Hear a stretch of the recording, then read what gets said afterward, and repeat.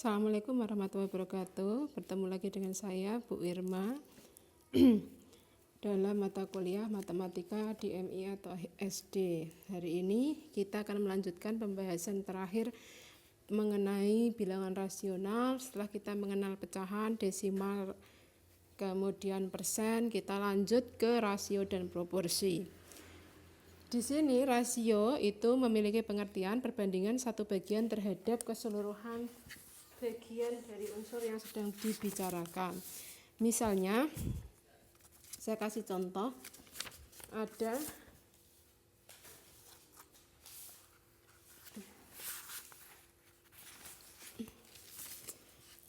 satu bentuk pecahan 1/4 dan 3/4. Pada bentuk pecahan tersebut, yang merupakan rasio adalah yang 1/4. Kenapa? Karena perbandingan satu bagian dibagi dengan keseluruhan bagiannya, atau numeratornya adalah 1. Sedangkan untuk pecahannya adalah 3/4. Ini bukan merupakan rasio, tapi dia bisa merupakan proporsi. Berarti di sini kesimpulannya adalah setiap pecahan belum tentu rasio, sedangkan setiap rasio adalah pasti merupakan pecahan. Aplikasinya ada pada, kalau itu agak salah ya. Kalau yang pertama itu contohnya ada pada kesebangunan geometri, aplikasi rasio. Yang pertama ada pada kesebangunan geometri. Kemudian yang kedua adalah barisan geometri.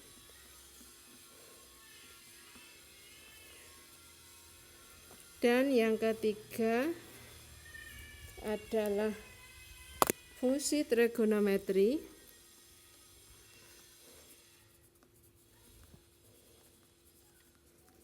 Dan yang terakhir probabilitas. Jadi nomor 2 dan 3 itu merupakan contoh proporsi. Probabilitas. Oke. Untuk kesebangunan geometri itu contoh konsepnya adalah pada pengubinan. Anda ingat soal seperti ini, ada sebuah kamar dengan luas tertentu, misalnya luas kamar atau luas total itu adalah 4 meter kuadrat. Kemudian saya ingin mengubin kamar tersebut atau memasang keramik di kamar tersebut, dan saya punya ukuran keramik adalah 4 cm kuadrat. Yang ditanyakan adalah berapa jumlah keramik yang saya butuhkan untuk mengubin kamar tersebut. Ya kan? Ini ada rasio perbandingannya. Perbandingan antara keramik dengan ini. Ya, begitu. Kemudian selanjutnya untuk contoh yang saya rasa itu terlihat agak berbeda, tapi kok dia bisa disebut dengan masuk ke dalam rasio meskipun dia hampir seperti ini. Nah. Misalnya di trigonometri ya, kalau di trigonometri kita harus menggambar dulu. Trigonometri paling mudah itu ditunjukkan dengan cara menggambar atau menggunakan segitiga siku-siku. Taruhlah seperti ini. Penggaris saya hilang nih. Segitiga siku-siku pasti ada salah satu sudutnya itu memiliki sudut 90 derajat. Sudut yang lain misalnya saya kasih ada alfa, ada theta. Ini adalah titik A, titik B, titik A yang kemudian saya panggil A, titik B yang kemudian saya panggil B, titik C sebelah sini adalah C. Misalnya untuk nilai sinus theta, sin itu hafalannya adalah perbandingan dari depan sudut dibagi dengan miringnya sudut. Sudut theta, karena ini theta, depan sudut adalah C, dibagi bagian miringnya adalah B. C ini kan bisa nilainya macam-macam. Misalnya taruhlah ini 5 kan, ini 3, ini 4. Itu kan 4/5. Kan Bu? Tapi kan ini satu bagian ada 3 bagian garis dibagi dengan, dia mau dibandingkan, rasio itu perbandingan. Rasio dan proporsi dua-duanya perbandingan. Tapi untuk proporsi itu bisa membandingkan 2 rasio atau di dalam rasio. Jadi proporsi itu dia lebih luas konteksnya daripada rasio. 4 dibanding 5. Oh, berarti pernyataan saya yang pertama salah ya. 3/4 itu bisa masuk ke dalam rasio asal dia menunjukkan perbandingan ini. Misalnya ini desa berarti tangan 4/3 ya, begitu. Selanjutnya contoh yang lainnya itu pada probabilitas. Ini yang paling mudah karena kan probabilitas itu kan kemungkinan itu didasarkan dari rasionya. Nanti di pembelajaran yang lebih tinggi, di tingkat yang lebih tinggi, jenjang lebih tinggi itu dibahas lebih lanjut yang ada kombinasi permutasi dan sebagainya. Untuk pada anak SD itu biasanya kita hanya cukup membandingkan misalnya kemungkinan untuk saya punya 1 gelas, kemungkinan untuk menemukan 1 kelereng, atau misalnya pakai kartu bridge atau kartu apa itu namanya, remi atau kartu poker. Saya tahunya kartu poker itu. Misalnya atau dadu kayak begitu. Itu kan untuk menerangkan permutasi dan lain sebagainya. Yang pertama, contohnya adalah misalnya kalau anak itu sangat mudah sekali, Anda membawa saja 1 kaleng atau gelas. Anda memasukkan ke dalam gelas tersebut itu kelereng berjumlah, kelereng putih dengan jumlah 5, sedangkan kelereng merah ini 10 berjumlah 5.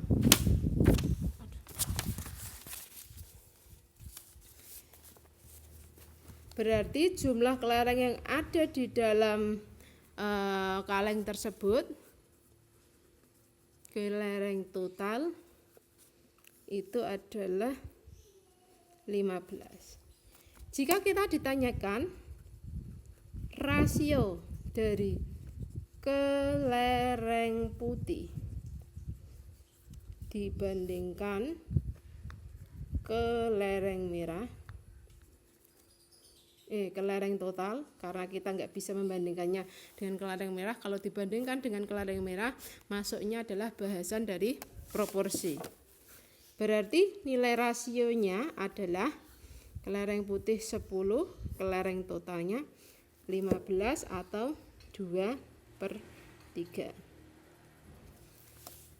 Ini untuk itu, atau probabilitasnya adalah ini 2/3 ini. Untuk bisa mengambil, ketika Anda mengambil secara acak itu probabilitasnya ini seperti itu. Contoh yang lainnya,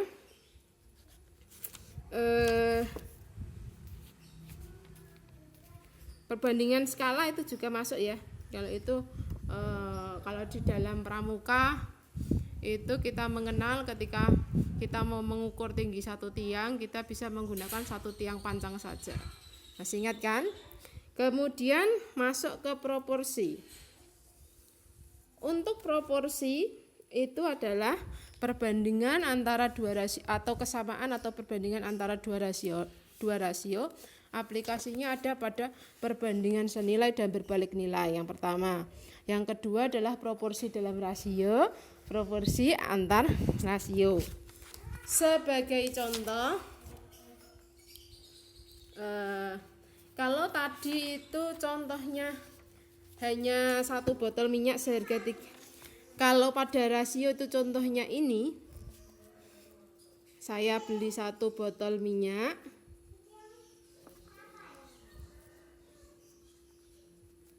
contoh rasio ya, satu botol minyak harganya adalah 3.000. Kalau misalnya saya beli 5 botol minyak, harganya berapa?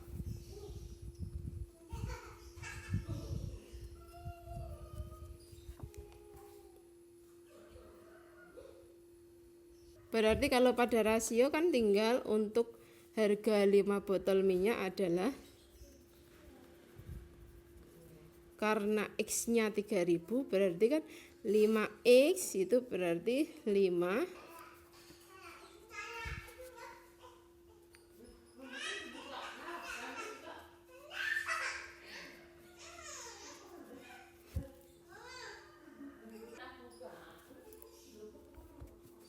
Rp 15.000 rupiah. Seterusnya. Sedangkan untuk proporsi itu perbandingannya berbeda-beda. Pertama Anda buat yang mudah dulu.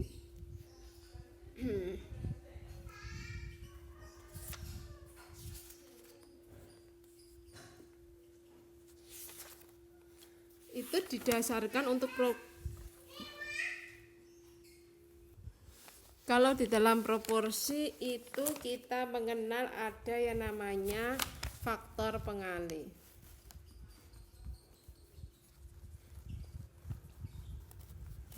Misalnya karena kita kan mengenal di pembahasan pecahan kemarin A per B sama dengan C per D itu berlaku perkalian silang dari A kalikan D sama dengan B kalikan C. Misalnya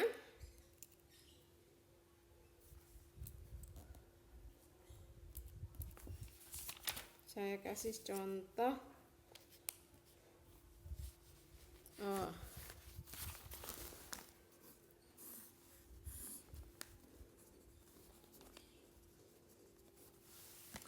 saya kasih contoh Ani membeli buku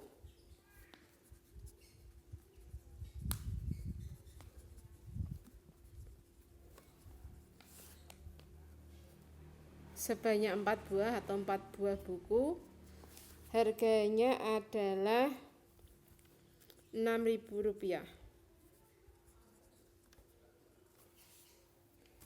Yang ditanyakan berapa uang yang harus dibayar Ani jika Ani membeli 7 buah buku. Ini kan tidak bisa dibandingkan secara langsung karena kita harus cari dulu N faktornya atau faktor pengalinya. Berarti di sini dibandingkan dulu. Misalnya faktor buku itu adalah X, uang adalah Y. 4X dibanding 7X sama dengan 6.000. Kita harus temukan X-nya dulu. 6.000 atau bisa langsung ya dibagi tanda tanya.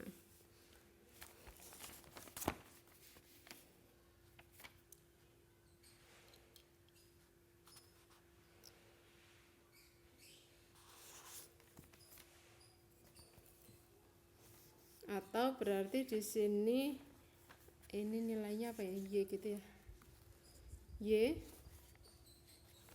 sama dengan ini berlaku kali silang, 4x dikali Y sama dengan 6000 dikali 7.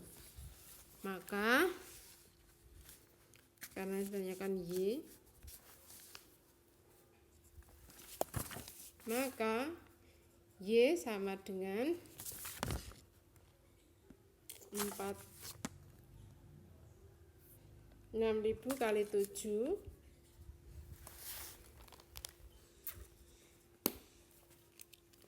6000 kali 7 dibagi sorry saya salah menulis. 4x dikali Y, ini x nya boleh dicoret, berarti 4 kali Y sama dengan 6000 kali 7. Y sama dengan 6000 kali 7 dibagi 4. 1500 dikali 7. Nah, seperti ini. Hasilnya nilai Y sama dengan 1500 dikali 7 15 kali 7 itu 5, 3, 10 500 atau jumlah yang harus dibayarkan adalah Rp 10.500 seperti ini. Untuk kalau dalam bentuk kita tulis 4 buku dibanding 7 buku sama dengan Rp 3000 dibanding Y atau RPY, ini disebut sebagai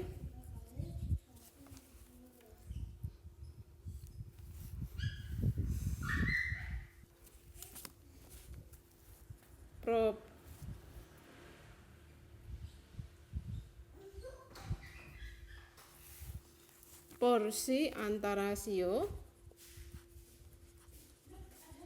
Ini perbandingan berbalik nilai ya. Sedangkan untuk kalau ditulis dalam bentuk 4 buku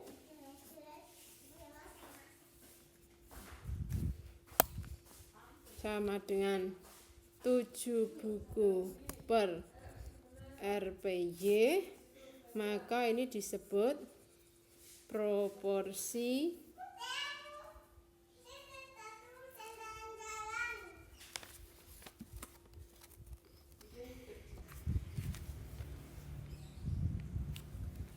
tadi ada seperti ini. Saya rasa Anda sudah cukup paham. Untuk soalnya akan saya tuliskan di bawah.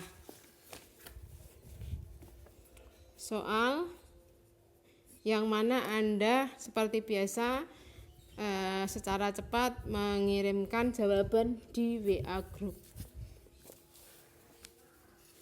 Soalnya dari bentuk pecahannya ya. Ada beberapa. Nomor 1,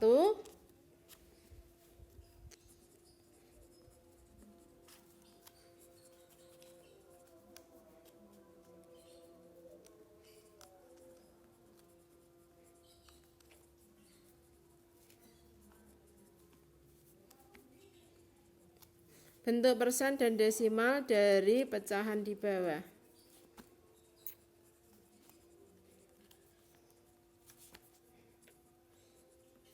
Satu orang boleh menjawab satu poin, 1A atau 1B, atau boleh menjawab kedua-duanya.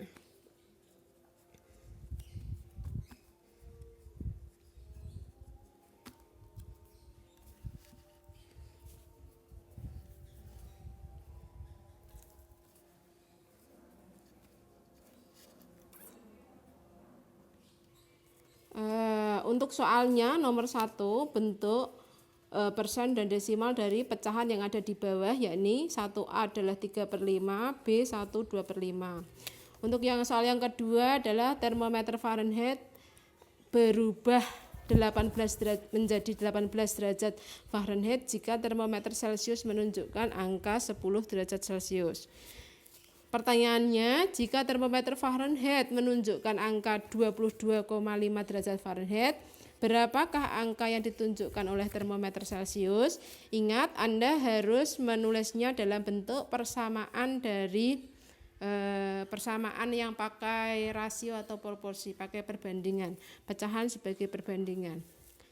Kemudian nomor 3, tuliskan bentuk lain dari angka berikut. Yang pertama, 734925000. Untuk 3B adalah 432,57.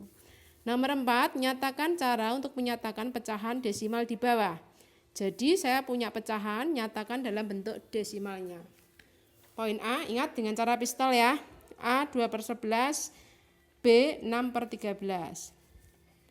Nomor 5, carilah hasil penjumlahan dari 24,5 ditambah 0,07 ditambah 69,86 ditambah 241 dengan menggunakan yang pertama konsep desimal, yang kedua adalah konsep pecahan. Nomor 6 yang terakhir, untuk 6A, Anda urutkan dari kecil ke besar. Dari kecil ke besar, angka berikut 0,25, kemudian 2,25, kemudian 1, kemudian 0,02, kemudian 1,02, kemudian 2,00, sebentar ini, 2,002, 2,002 dan 2,2. 6B sama, instruksinya adalah urutkanlah dari kecil ke besar. 2/5, 1/3, 3/4, 4/7, 5/6, 5/8, dan 4/9. Silahkan bekerja, semoga berhasil, semangat. Untuk UTS-nya saya sambil memberikan overview-nya. Untuk UTS-nya kita nanti sampai di KPK dan FPB. Untuk KPK dan FPB mungkin akan keluar videonya besok pagi. Untuk PLSV-nya juga akan keluar pertemuan selanjutnya. Terima kasih, saya tutup. Semoga apa yang saya sampaikan hari ini bermanfaat untuk Anda. Saya tutup dulu. Assalamualaikum warahmatullahi wabarakatuh.